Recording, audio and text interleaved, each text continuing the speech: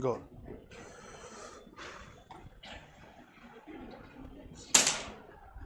Very good afternoon, boys and girls. I welcome you all to. Yes, very good afternoon, boys and girls. I welcome you all to yet another session of secretarial practice. Secretarial practice के एक और session में आप सभी लोगों का स्वागत है. Chapter number 2 sources of finance हम पढ़ रहे हैं, जो निहायत ही बहुत इंपॉर्टेंट चैप्टर है. काफी इंपॉर्टेंट चैप्टर इसलिए है क्योंकि इस चैप्टर के अराउंड ही आपका 12th स्टैंडर्ड का सेक्रेटरियल प्रैक्टिस रिवॉल्व करता है. इसके बारे में हम पढ़ना लिखना शुरू किए हैं. मैंने मेजरली बताया कि sources of finance talks about financing decision of the corporate finance decision. Two of the major decision with the corporate finance deals with is financing decision and another is investment decision. Financing decision is what we will be studying in the secretarial practice of 12th standard, right? In the last lecture we had started discussion about the order of payment or the preferential right of the preference shareholders, right? The preference shareholders enjoy two preferential right over the equity shareholder. First right was preference for the payment of dividend and second was preference for the repayment of the capital at the time of winding up of the company. Yes or no? Yes or no, right? After understanding all the things and discussing all the possible options, now I guess it's time to move ahead with the discussion of preference shares, right? Please mark it 3 star, 5 star, 10 star, जितने star लगाने इस chapter के इस point को उतने star आप लगा सकते हो, क्योंकि बहुत ही ज्यादा इंपॉर्टेंट और उमदा पॉइंट ये है. 3 स्टार, 3 स्टार में हम डिवाइड कर रहे हैं, तो चैप्टर का ये पार्ट जो है ये 3 स्टार का है. चैप्टर का ये जो पार्ट है ये 3 स्टार का है. Okay,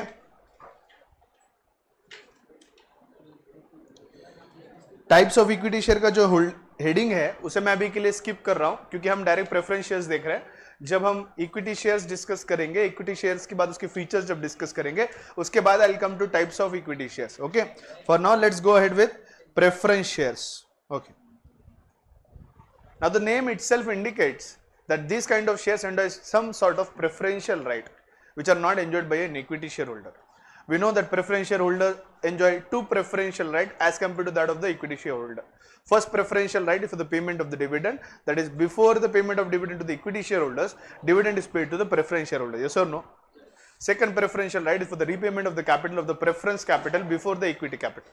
After the payment of the borrowed capital, if at all any money is left for the repayment of the capital, first there will be repayment of the preference capital. So they get a preference for the repayment of the capital in case of winding up of the company before the equity shareholder.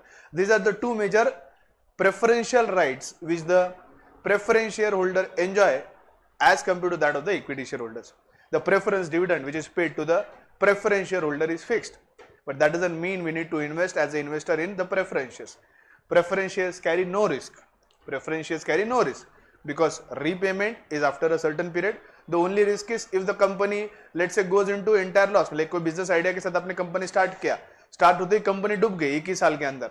जैसे pandemic में शुरू हुई लेकिन pandemic में survive नहीं कर पाई, 2 साल के अंदर डूब गई, तो ऐसे केस में पैसे डूबने की संभावना है, क्योंकि पैसा आएगा ही नहीं ना रिटर्न. क्योंकि आपको पता है कि असेट बेचने के बाद सबसे पहले हमें बोरोड कैपिटल को रिपे करना पड़ता है, उसके बाद अगर कुछ बच जाता है तो then the preference capital will be getting. Let's say अगर कंपनी शुरू होते ही खत्म हो गई, तो मुन्ना भाई बोलते हैं ना, रूम शुरू होते ही खत्म हो गया भाई ये तो वैसे अगर कंपनी शुरू होते ही अगर खत्म हो जाती है, तो ऐसे केस में मुश्किल से उनको अपना बोरोड कैपिटल रिपेमेंट करने के लिए पैसा बचेगा. तो उतना ही थोड़ा बहुत रिस्क होता है, लेकिन नॉर्मली हम देखें तो preference share are less risky as compare to that of the equity shareholder. Less risk is less the return, ये वसूल है. इश्क है तो रिस्क है, और इश्क नहीं है तो रिस्क नहीं है. सॉरी, इश्क है तो रिस्क है, ये है. तो रिस्क नहीं है तो एक सेकंड, इश्क है तो रिस्क है, रिस्क है तो इश्क है. क्या है वो? रिस्क है तो इश्क है, और रिस्क नहीं है तो इश्क नहीं है. More risk more the return, less risk less the return. So whatever dividend which is paid to the preference shareholder is fixed. But let me remind you again and again and again and again and again and again and again. फिर और एक बार क्या बोला मैंने? Preference dividend should be payable to the preference shareholder only and only if the company is earning profits. In case of loss, even the fixed dividend which is to be paid to the preference shareholders should not be paid. अगर company कोई साल में loss book करती है तो ऐसे case में preference dividend का पेमेंट नहीं होता. प्रेफरेंस डिविडेंड का पेमेंट फिक्स होता है, but that fix payment of the preference dividend is only out of the profits of the company. In case of loss, preference dividend is not compulsory to be paid, but interest is to be compulsory paid. Shall I start the discussion? Majorly पूरे features मैंने discuss किए हैं, फिर से अब हम सिर्फ text में देखकर थोड़ा बहुत और कुछ उसमें एक्स्ट्रा जोड़ना है तो उतना जोड़ना पड़ेगा, right? Preference share, as the name indicate these shares have certain preferential right. जैसे मान लो आगे सीनियर कॉलेज स्टार्ट कर रहे हैं, आगे सीनियर कॉलेज स्टार्ट कर रहे हैं, लेट से 12वीं के बाद की 12th के बाद के जो कॉलेज में जो स्टूडेंट्स रहेंगे दे आर और 18+ और 18+ की वैक्सीनेशन हो गई है. लेट से the government has given preference, लस घेतली का, तुमने अगर लस ली है, तुमने अगर वैक्सीन ली है, उन्हीं लोगों को कॉलेज में आने की अनुमति दे सकते हैं. इस हिसाब से स्कूल कॉलेज शुरू करनी चाहिए मेरे हिसाब से. आई पर्टिकुलर फील जिन लोगों का 1 डोज हो चुका है, बहुत से जनों का 2 डोज हो चुका है, एटलीस्ट 1 डोज जिन स्टूडेंट का हो चुका है एटलीस्ट उनको तो बुलाकर कॉलेज वगैरह शुरुआत करें. कहीं ना कहीं एकेडमिक लॉस जो इतना स्टूडेंट को हो रहा है 2-2 साल से जो बंद पड़ा है, आने वाले दौर में अगर ऐसे ही खींचते रहे तो मुझे नहीं लगता कि हम अच्छा, आपकी जो पीढ़ी है, आपका जो जनरेशन, आपका जो पर्टिकुलर एक बैच निकल रहा है, ये बैच कुछ अच्छा प्रोडक्टिव कर पाएगा या अच्छा प्रोडक्टिव अचीव कर पाएगा. इसीलिए दिन रात हर हालत में मेरी यही कोशिश रहती है कि हम कहीं पर भी पीछे ना रहे. इसीलिए प्लीज इंश्योर करो, छोटी मोटी ऐसे एग्जाम में हर चीजें हैं, जो चीजें सब बता रहा हूं कर रहा हूं, वो सारी चीजें उतनी सीरियसली लीजिए. Okay, they have certain preferential right from those attached to the equity share holders. Equity shares के जैसे ही वो शेयर्स है, लेकिन उन्हें कुछ प्रेफरेंशियल राइट मिले हैं as compare to that of the equity share holders, इसीलिए हम उन्हें प्रेफरेंस शेयर कहते हैं. What is the first right we have? The shares which carry the following preferential right are called as preference shares. यानी उन shares में से, सारे कंपनी के जो शेयर्स है, उन सभी शेयर्स में से जिन शेयर्स को ये प्रेफरेंशियल राइट दिए गए हैं वो कौन से तरह के शेयर्स होंगे? Preference share. A point, preferential right to the payment of dividend during the life time of the company. Company जब तक एग्जिस्टेंस में है और प्रॉफिट में है तब तक उनको डिविडेंड पेमेंट की प्रायोरिटी दी जाएगी before the equity share holder. But the dividend is fixed. But my dear friends, when I will be completing this features के बाद मैं अगले पॉइंट पे आऊंगा, participating and non participating preference shares. जो नॉन पार्टिसिपेटिंग प्रेफरेंस शेयर्स होते हैं उनको एक्स्ट्रा प्रॉफिट में पार्टिसिपेट करने का अधिकार होता है. अभी बोलकर मैं कंफ्यूज नहीं करता हूं. Let's wait for the types of preference share. अभी के लिए इतना समझने की कोशिश करिए कि प्रेफरेंस डिविडेंड जो प्रेफरेंस शेयर होल्डर को दिया जाता है that is always fixed. Next, preferential right as to return of the capital in the event of the winding up of the company. अगर कंपनी वाइंडिंग अप में चली जाती है तो वाइंडिंग अप में रीपेमेंट ऑफ कैपिटल का preference किसे दिया जाता है? प्रेफरेंस शेयर होल्डर को. Am I okay and clear? तो ये दो राइट या प्रेफरेंशियल राइट जिन शेयर्स को दिए जाते हैं they all have to be classified as preference share. And rest, जिन लोगों को ये प्रेफरेंशियल राइट नहीं मिले वो कौन से शेयर्स होंगे? Equity shares. Who are the true owners of the company? Equity share holders. Preference share holders are not the true owners of the company as it is not a permanent source of capital. Am I okay?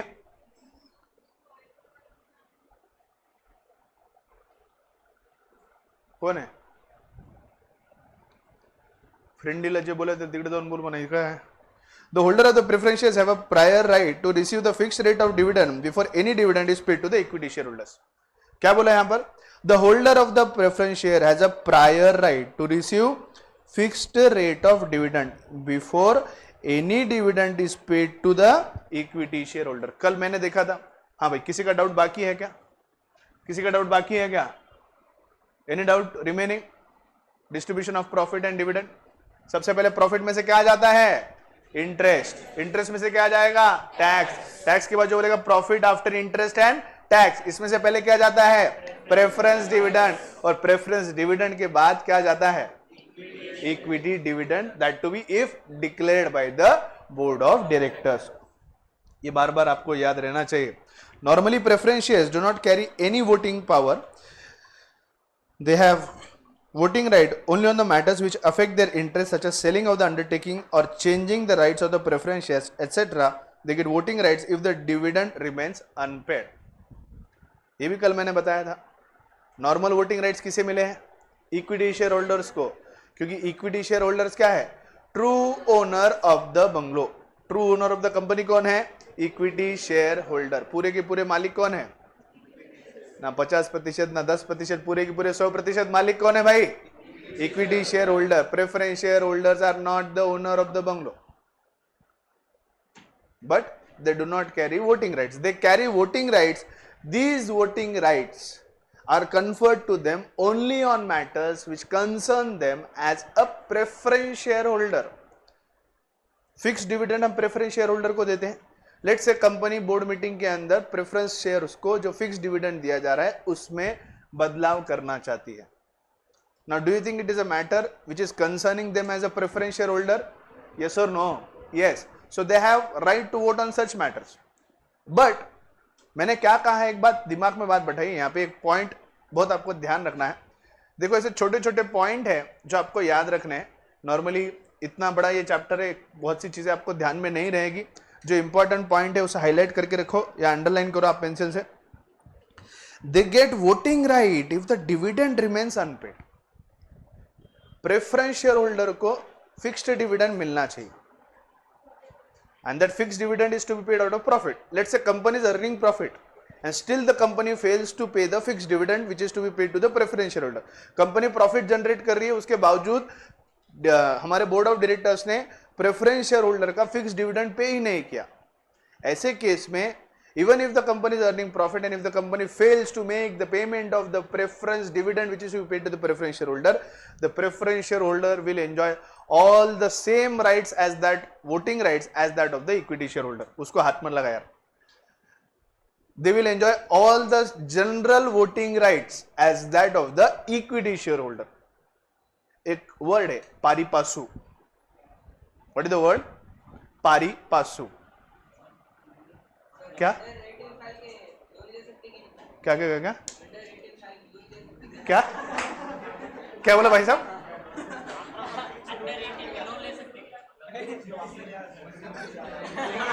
क्या भाई तेरे एकदम से उचकी क्या है? हाँ अरे क्या पबजी में कपड़े वपड़े खरीदना है देखो? हाँ हाँ रॉयल पास के लिए लोन चाहिए तेरे को? नहीं नहीं, अरे नहीं पर ये क्या है बेटा? अंडर 18 को लोन मिलता नहीं मिलता, कहां से आया बेटा तू?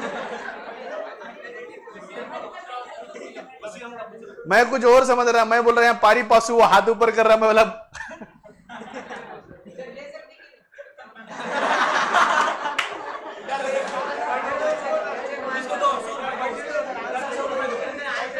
क्या बेटा लेना लेना क्या लेना चाहते हो? बोलो बोलो क्या लेना चाहते हो? बोलो. ये देखो मेरी बात समझो बालवीर. यस बालवीर मेरी बात समझो. इम्बा हाँ बालवीर मेरी बात समझो. If you are below 18 you are not capable of entering into contract. Loan लेने के लिए आपको कॉन्ट्रैक्ट करना पड़ेगा लेंडर के पास से. सो अब जब competent to contract ही नहीं हो, when you are not competent to contract you cannot enter into contract. तो हम जैसे सीनियर लोग 21 साल वाले, क्या बोला क्या बोला? हम जैसे सीनियर लोग 21 साल वाले 21 साल वाले 21 साल वाले हम जैसे 21 साल वाले लोग कॉन्ट्रैक्ट कर सकते.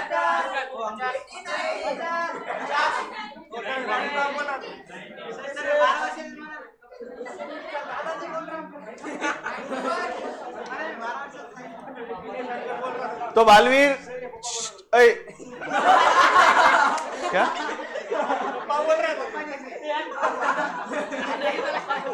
पप्पा जैसे कि है? अच्छा चलो हाँ अच्छा बालवीर तो ये बात समझ लो, मैं तो लिखने के लिए बहुत कुछ लिखकर दे दूंगा कागज पर, लेकिन जो बिलो 18 वाले हैं वो कुछ लिखकर नहीं दे सकते. बात समझ में आया? तो आप लिख के नहीं दे सकते तो आप कॉन्ट्रैक्ट नहीं कर सकते. कॉन्ट्रैक्ट नहीं कर सकते मतलब बिलो 18 अंडर 18 लोन नहीं ले सकते. क्यों होना बेटा लोन तेरे को? होना किस लिए लोन तेरे को? अच्छा चलो ठीक है, चलो चलो चलो चलो हंसी मजाक छोड़ो. नाउ देयर इज अ ओए ओए ओए there is a word which is called as pari passu. ऐसा हाथ किया तो मेरे को समझा वो पारी पासु. क्या वर्ड है लॉ में? Pari passu. Now listen to me carefully, listen to me baby, ओहो ओहो, लिसन टू मी बाबा, आहा आहा, यारगुंडा नारगुंडा, लुंगी लुंगी. देखा ऐसा बनाना पड़ता है, मजा आता है एकदम. तो भाई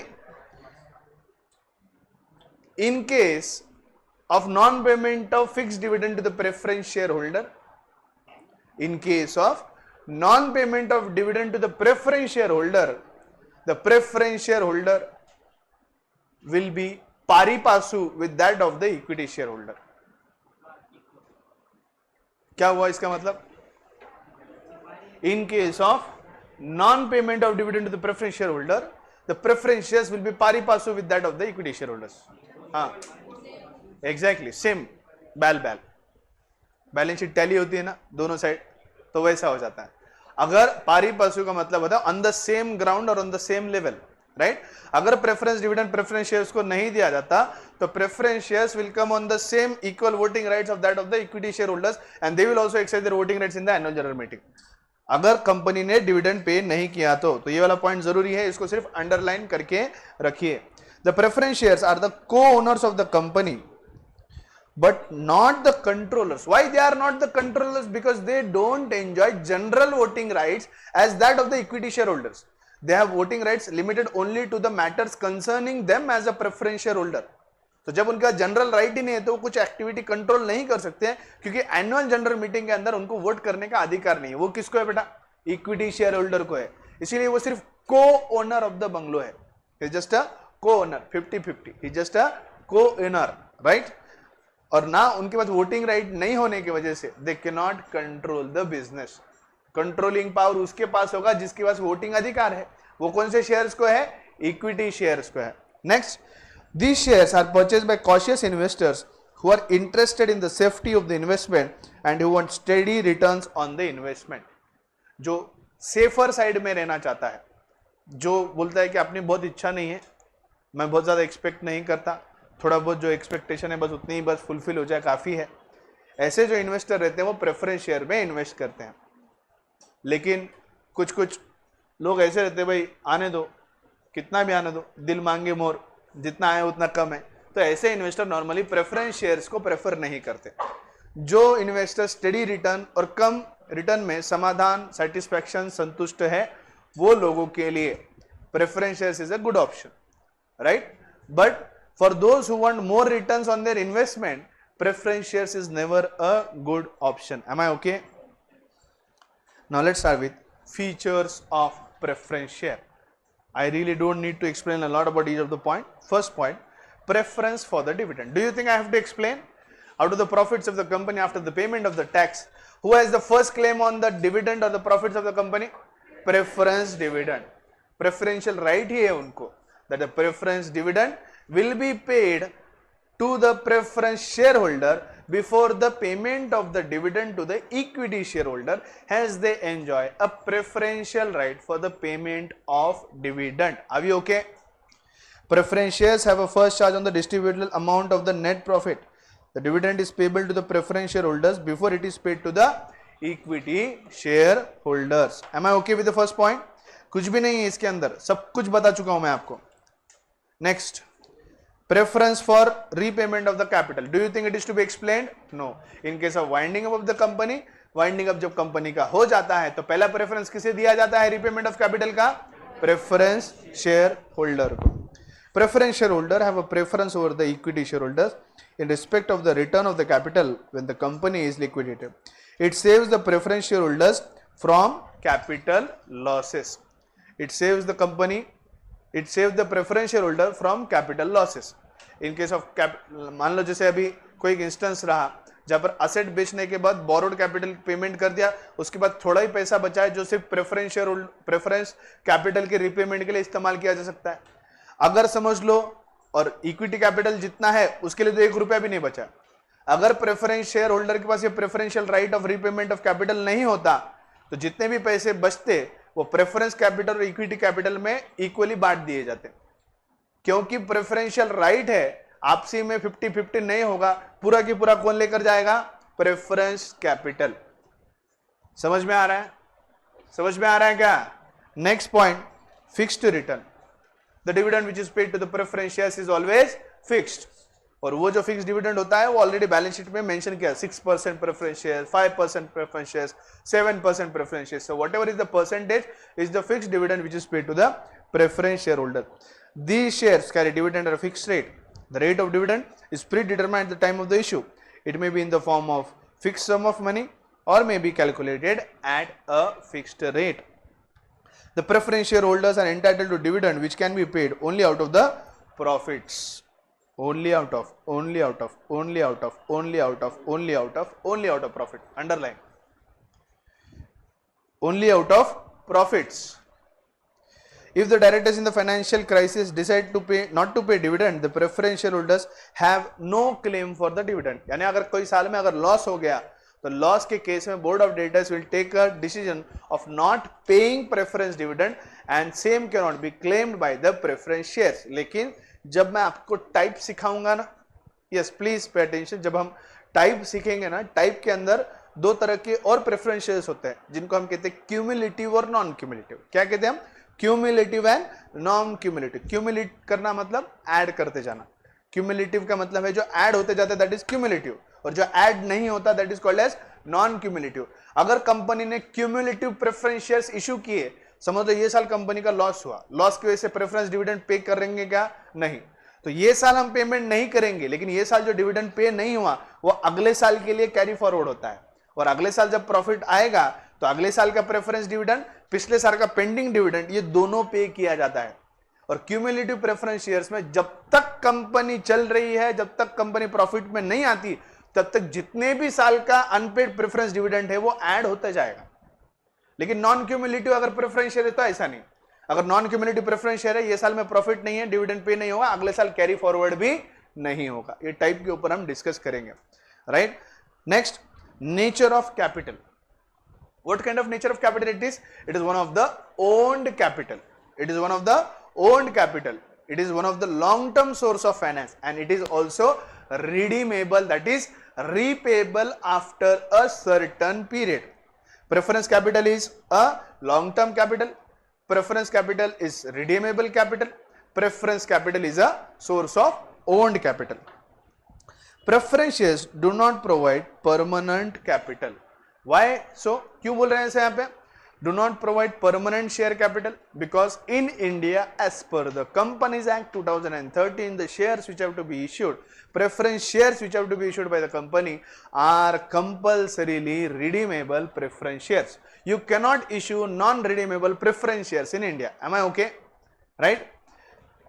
They are redeemed after a certain period of time. A company cannot issue irredeemable preference shares. Now you see, the Companies Act is silent on the tenure for which the preference shares can be issued. There is no such criteria कि 5 साल 10 साल, ऐसा कोई criteria नहीं है. Normally 10 साल के लिए, 5 साल के लिए, 5 साल से ज्यादा और लगभग 10 साल के लिए हम प्रेफरेंस कैपिटल को जो है इशू करते हैं. राइट. तो जब समझ लो अगर 10 साल के लिए प्रेफरेंसेस इशू किए, 10 साल के एक्सपायरी के बाद आपको वो जो प्रेफरेंस कैपिटल है उसका रिपेमेंट करना होगा, चाहे कंपनी एग्जिस्टेंस में क्यों ना हो. ऐसे नहीं बोल सकते कंपनी वाइंड अप थोड़ी हुई है.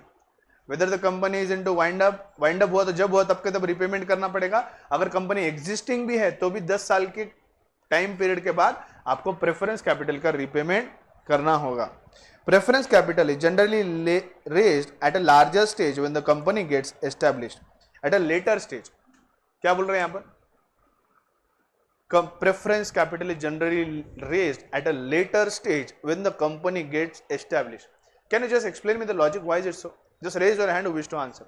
What could be the logic that we issue preference shares later after the company is established and not exactly at the time of establishment of the business? Can you think of the logic? Those who can think, just raise your hand and answer. What could be the exact logic that we issue preference shares normally? Huh?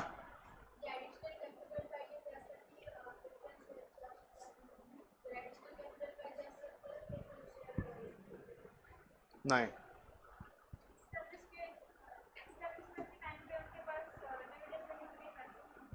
नहीं. Anybody else? हाँ. क्या क्या? जोर से बोल, mask निकाल. अरे शुरुआती स्टेजला प्रॉफिट मिले नहीं मिले तो उसको कंपनी को क्या फर्क पड़ता, प्रॉफिट नहीं मिलेगा तो प्रेफरेंस डिविडेंड नहीं पे करेंगे। पेमेंट करना कंपलसरी है क्या? हाँ नहीं, what could be the logic, what could be the logic? हाँ यस, थिंक थिंक, दिमाग पे जोर लगा, जोर लगा, जोर लगा, जोर लगाओ, लगाओ लगाओ, जोर लगाओ, जोर लगाओ, जोर लगाओ, जोर लगाओ, जोर लगाओ। उसी पॉइंट में आंसर है, हिंट, उसी पॉइंट में आंसर है, ढूंढो, उसी पॉइंट में आंसर है, डोंट वेस्ट योर टाइम, उसी पॉइंट में आंसर है। Raise your hand and answer, don't give random answers, random answers ना दे। हाँ हाँ, सेफ नहीं, हाँ, raise your hand and answer, raise your hand and answer, raise your hand and answer, those who can think। Chaudhary बताओ logic.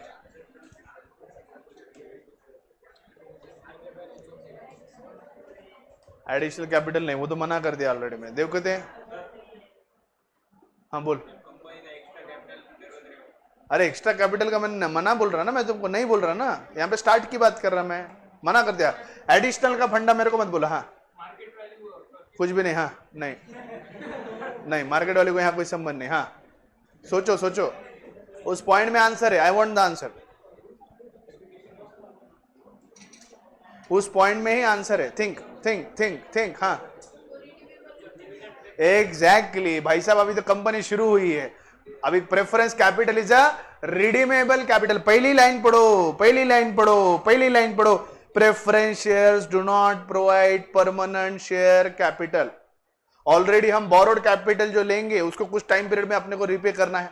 अब company नहीं बनाई है, ओन्ड कैपिटल कम से कम वो तो हो जो कम से कम परमानेंट हो, क्योंकि बोरोड को तो अपने को कुछ साल में लौटाना पड़ेगा, बोरोड तो कंपलसरी रिडीमेबल रहेगा। मान लो ऊपर से हमने ओन्ड कैपिटल में भी अगर प्रेफरेंस शेयर्स रिपे करने का ठान लिया, तो अभी तो नया नया बिजनेस है, 4-5 साल में लोन फेडाने के साथ साथ प्रेफरेंस कैपिटल को भी लौटाना पड़ेगा ना, उतना रिपेमेंट का कैपेसिटी भी चाहिए ना कंपनी का, क्योंकि वो एक परमानेंट कैपिटल नहीं है, it is a redeemable capital which is to be paid after a certain period, hence we do not prefer for preference shares. Normally company जब शुरू होती है तो दोनों का मिक्स रहेगा, बोरोड भी रहेगा, ओन्ड भी रहेगा। अगर हम बोरोड में तो जो पैसा लाएंगे उसको अपने कुछ साल में शुरू होते ही कुछ सालों के 5-7 साल के अंदर अपने को लौटाने पड़ेंगे। लोन बैंक 5 साल 7 साल के लिए देगा, तो वो पैसे तो आपको 5-7 साल में लौटाने हैं। कम से कम पहले 5-7 साल में इतनी कमाई होती है क्या? नहीं होती है, तो भी हम जैसे तैसे कर कर हमारा बोरोड कैपिटल चुका देंगे। उसमें भी अगर ओन्ड कैपिटल भी लौटाना पड़े, डू यू थिंक कंपनी को बहुत मेहनत लेनी पड़ेगी फाइनेंशियली? बहुत सा फाइनेंशियली कंपनी को एफर्ट्स भी लेने पड़ेंगे, और पता चले शुरुआत के 2 साल ऐसे पैंडेमिक में चले गए, फिर तो वांदेज हो गए, क्योंकि बोरोड कैपिटल के रिपेमेंट में हमारी परेशानी है, तो प्रेफरेंस कैपिटल कहां से लौटाएंगे? Because it is a redeemable capital, repayment उसका टाइम पीरियड के बाद करना पड़ता है, तो हमें सोचना पड़ेगा कि क्या कौन से समय पे हम पैसा ले। एक बार कंपनी एस्टेब्लिश हो गई तो मतलब आफ्टर एस्टेब्लिशमेंट एक अच्छे पोजीशन पे आने के बाद मैक्सिमम बोरोड कैपिटल का रिपेमेंट हो जाता है। फिर ऐसे केस में प्रेफरेंस कैपिटल को इश्यू करके 5-7 साल के लिए जब पैसा रेज किया जाता है, तो 5-7 साल बाद वहां से आगे आपके पास पैसा रहेगा कि आप उनका रिपेमेंट कर सको। ऑलरेडी कंपनी जब शुरू करते हैं तो बोरोड कैपिटल रिडीमेबल है जिसको हमें रिपे करना है, उसके साथ साथ अगर ओन्ड कैपिटल भी ऐसा है जिसको रिपे करने की जरूरत पड़े, तो कंपनी का कल को कैश का, फाइनेंस का, पैसे का शॉर्टेज हो जाएगा। Are you getting my point? That is the main logic. We do not prefer preference shares at the start और establishment of a business. Am I okay? So इसके बाद वो पॉइंट है कि as and when company require additional capital, then they go for preference shares. So additional का point बाद में, main basic point क्या है? It is a redeemable capital. These shares are used to satisfy the need for additional capital of the company. Preference capital is safe capital as the rate of dividend and the market value does not fluctuate. एक बार हमने issue करते वक्त dividend fix कर दिया, that doesn't change through out the life of the preference shares.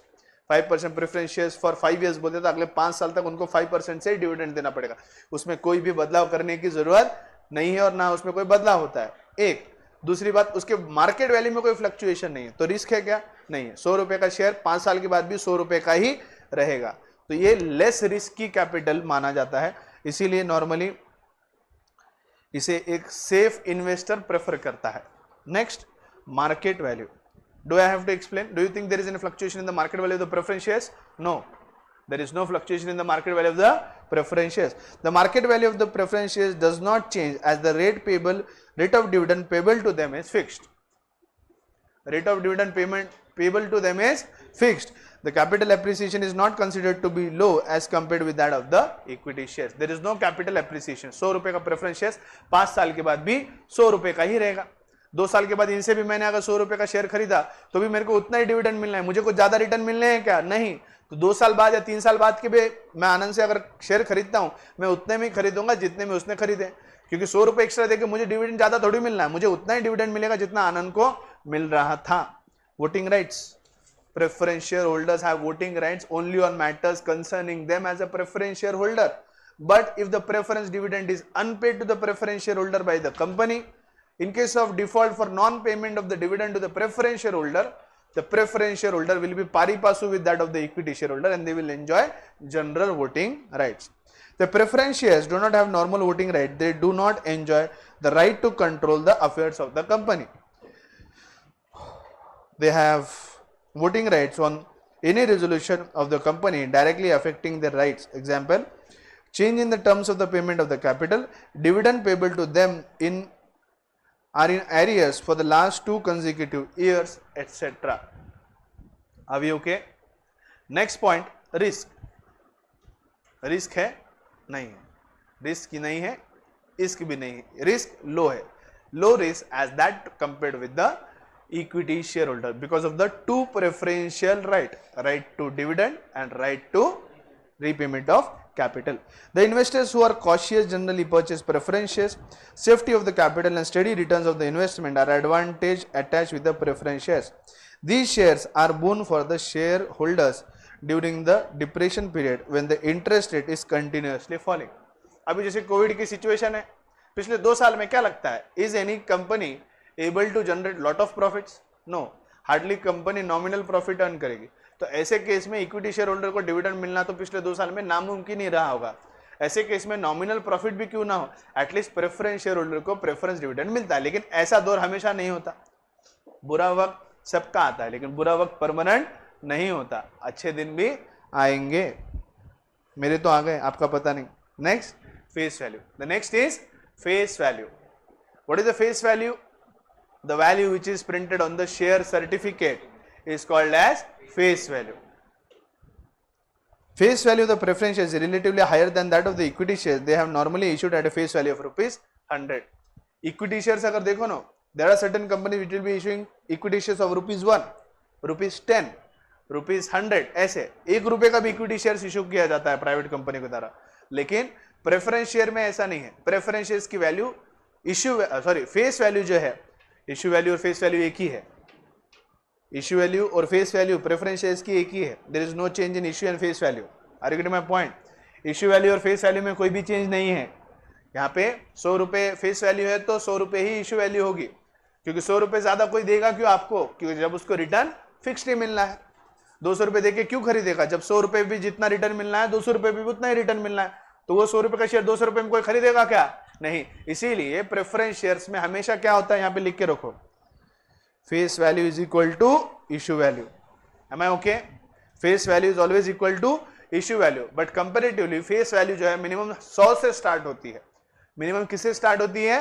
100 से इन case of preference shares. Equity share ₹1 से शुरुआत होते हैं। नेक्स्ट, राइट और बोनस इश्यू। आगे नेक्स्ट चैप्टर में मैं सिखाऊंगा इश्यू ऑफ शेयर्स में। The equity share holders enjoy certain benefits. जैसे मैं बोल रहा था, कल आपने पूछा ना, आपके सवाल के जवाब में और भी पॉइंट ऐड करो, क्यों हमने इक्विटी शेयर्स लेने चाहिए and why not preference shares. पहला पॉइंट क्या था? Rate of dividend is not fixed but that doesn't mean that will get low return. Maximum case में जब भी डिविडेंड डिक्लेयर होता है वो इक्विटी डिविडेंड ज्यादा होता है, प्रेफरेंस डिविडेंड कम होता है। दूसरा, मार्केट वैल्यू का एप्रिसिएशन आपको इक्विटी शेयर में मिलता है। और 2 पॉइंट है, कभी कभार कंपनी क्या करती है, अपने शेयर होल्डर्स को खुश करने के लिए बोनस शेयर्स देते हैं। क्या करते हैं? Bonus shares. खुश करने के लिए क्या करते हैं? Bonus share. बोनस शेयर का मतलब क्या होता है? एक मिनट, बोनस का मतलब क्या होता है? जिसके लिए कोई पैसा लिया जाता है, जो फ्री में बांटे जाते हैं। What is bonus? Bonus given to worker for working day and night for the company. Normally business में दिवाली बोनस हम देते हैं, है ना? So that is it a free gift और do you take some consideration for it? Free gift. Bonus shares are given only to the equity share holders. तो अगर company perform अच्छा कर रही है और कंपनी शेयर होल्डर्स को खुश करना चाहती है, so company might issue bonus shares. Bonus मतलब उनका एक रेशियो रहता है 10:1। 10:1 बोनस शेयर का मतलब क्या है? Every 10 shares will get 1 bonus share. तो मेरे अगर 100 शेयर्स है इक्विटी शेयर्स, तो मुझे कितने बोनस शेयर्स मिलेंगे? 10। तो मेरी पहले होल्डिंग थी 100, अब होल्डिंग कितनी हो गई? 110। लेकिन जो एक्स्ट्रा 10 आए उसके लिए मुझे 1 रुपया भी देना पड़ा क्या? नहीं। जितनी मार्केट वैल्यू 10 शेयर की रहेगी वो मेरी फिक्स्ड और फ्री गेन रहेगा। तो बोनस शेयर्स का राइट सिर्फ इक्विटी शेयर होल्डर को है, प्रेफरेंस शेयर को नहीं है। There is one more called as right issue. जब कभी भी कंपनी इनिशियली शेयर्स को इश्यू करती है, that is called as IPO, initial public offer. We call it as initial public offer. जब कभी भी कंपनी पहली बार शेयर्स इश्यू करती है, that is called as initial public offer. लेकिन इनिशियल पब्लिक ऑफर के बाद, उसके बाद जब जब कैपिटल रिक्वायरमेंट रहेगी ऑथराइज कैपिटल की लिमिट में, उसके बाद जितने बार भी कंपनी शेयर्स इश्यू करते हैं तो उसे हम कहते हैं FPO। क्या कहते हैं उसे? FPO। That is called as further public offer. That is called as further public offer. Company पहले बार जब शेयर्स इश्यू करती है, that is called as IPO, initial public offer. जब उसके बाद जब बार बार कंपनी शेयर्स इश्यू करते हैं, that is called as FPO। FPO जब होता है, there is one more term which is called as right issue. Secretarial practice easy लगता है? अगर आप ध्यान दो, सेक्रेटल प्रैक्टिस इजी है, मजेदार भी है, इंटरेस्टिंग भी है, हजारों टर्म्स भी है जो आपको ध्यान रखने पड़ेंगे, जो बहुत नए हैं। इसीलिए कहीं ना कहीं जो नए नए चीजें लग रही है आपको इंपॉर्टेंट लगती है तो लिखते चलो, ऐसा ब्लाइंडली बैठो मत। बाद में तुम ही सोचते बैठेंगे राइट इश्यू बोल तो क्या, ऐसा जरूरत नहीं है। आगे चैप्टर में पूरा डिटेल है। राइट इश्यू क्या होता है? Right issue is a right which is given to the existing share holder in case of FPO for the purchase of the shares of the company. FPO क्या है? मान लो, please थोड़ा सा ध्यान दीजिए, कंपनी रिलायंस कंपनी ने पहली बार शेयर्स इशू किए, ओके, और उसके बाद कंपनी फिर से दोबारा जो कंपनी क्या करे, शेयर्स इशू करना चाहती है। अब दोबारा कंपनी शेयर्स इशू करेंगी तो कंपनी को वापस से जनरल पब्लिक के पास जाना पड़ेगा, नए लोगों को बताना पड़ेगा हमारी कंपनी क्या है, क्यों है, अच्छी है, बुरी है, ये सब चीजें बताने 12 भानगढ़ हो जाएगी ना। लेकिन जो एग्जिस्टिंग शेयर होल्डर है, जो हमारे साथ पहले इशू से है, क्या उनको हमारे कंपनी का काम का सब समझ चुका होगा? क्या उनको हमारे कंपनी पे ऑलरेडी भरोसा आ चुका होगा? राइट। तो कंपनी के लिए सोचना लाजमी है, फिर से जब शेयर्स इशू करेंगे तो जो लोग ऑलरेडी मुझसे खुश है, जो शेयर होल्डर, हमारे एग्जिस्टिंग शेयर होल्डर हमारे से खुश है और हमारे कंपनी में और ज्यादा इन्वेस्ट करने के लिए रेडी है, पहला पैसा उनको मांग लेते हैं ना, क्योंकि उनको प्रूव करने की जरूरत नहीं है। Is there any need to prove? No, there is no need to prove कि हमारा क्या है, क्योंकि ऑलरेडी उनको भरोसा है, उनको ट्रस्ट है। तो जब ट्रस्ट है, भरोसा है, you don't need to prove. Exactly, yes और no, you don't need to prove. आपको प्रूव करने की जरूरत नहीं होती। तो कंपनी की लॉजिक बहुत सिंपल है कि जब हमें प्रूव करने की जरूरत नहीं है और एग्जिस्टिंग शेयर होल्डर अपने से बहुत खुश है और वो खुद से चाहते हैं कि हम आपके कंपनी के और शेयर्स खरीदने के लिए तैयार है, तो व्हाई नॉट जो वापस से जो शेयर्स इशू करने हैं, इशू करने से पहले जनरल पब्लिक से या नए शेयर होल्डर से, इन्वेस्टर से पैसा मांगने से पहले अपने एग्जिस्टिंग इन्वेस्टर्स को पूछ ले कि भाई साहब, मान लो आप कंपनी के पहले इशू में लिए वाले शेयर्स, ये बैच के जितने भी स्टूडेंट्स हैं, इन्होंने पहले वाले इशू के अंदर शेयर्स खरीद लिए, मेरे कंपनी की 2 साल 3 साल की परफॉर्मेंस देख लिया आपने, आप बहुत सेटिस्फाइड हो एज ए इन्वेस्टर। अब 3 साल के बाद मुझे एडिशनल कैपिटल रिक्वायरमेंट है, मैं और शेयर्स इशू करने वाला हूं। अब वापस से जब मैं शेयर्स इशू करना चाहता हूं तो मैं अब नई बैच या नए स्टूडेंट को कन्विंस करने से अच्छा, आप लोगों को मेरी हर चीज हर बात समझती है, आप लोगों ने देखा है काम करने का तरीका, आपको कंपनी पे भरोसा है, आपको मालूम है ऑलरेडी आपका जो इन्वेस्टमेंट है उसके रिटर्न अच्छे मिल रहे हैं। So why not ask first you, जो ऑलरेडी मेरे एग्जिस्टिंग मेंबर है पहले उनको पूछ लो। अगर एग्जिस्टिंग मेंबर मना करते हैं तो फिर कोई नया इन्वेस्टर ढूंढने में भलाई होगी। अगर सब एग्जिस्टिंग इन्वेस्टर सबके सब बोल दिया हाँ हम ले लेंगे, तो फिर नए इन्वेस्टर ढूंढने का और उसको मनाने का जो कुछ भी टाइम और खर्चा है वो बचाया जा सकता है। तो जब कभी भी सेकंड इश्यू होता है, सेकंड या फर्दर इश्यू होता है, तो सेकंड और फर्दर इश्यू में जब हम बाहरी इन्वेस्टर्स को पूछने से पहले हमारे एग्जिस्टिंग शेयर होल्डर्स को पूछते हैं कि क्या आप हमारे शेयर्स खरीदोगे, इस अधिकार या राइट को कहा जाता है राइट इश्यू। क्या कहते हैं इसे? Right issue. क्या कहते हैं इसे? Right issue. Right issue is that right which is given to the existing shareholders to subscribe to the shares of the company before the shares are issued to the general public. Are you getting my point? इतना समझा? समझो, नहीं तो छोड़ दो, आगे concept पूरा chapter इसके ऊपर है। सो ये वाला अधिकार भी बेटा किरण इक्विटी शेयर होल्डर को है। डिविडेंड ज्यादा मिल सकता है, मार्केट वैल्यू फ्लक्चुएट होती है तो उसका रिटर्न मिलता है, बोनस शेयर आपको मिलते हैं, राइट इश्यू का अधिकार भी आपको मिलता है। इसमें से कोई भी अधिकार या कोई भी चीज प्रेफरेंस शेयर में मिलती है क्या? नहीं मिलते। Are you getting my point? So right to bonus and issue, right issue and bonus issue, ये दोनों का अधिकार उन्हें नहीं मिलता।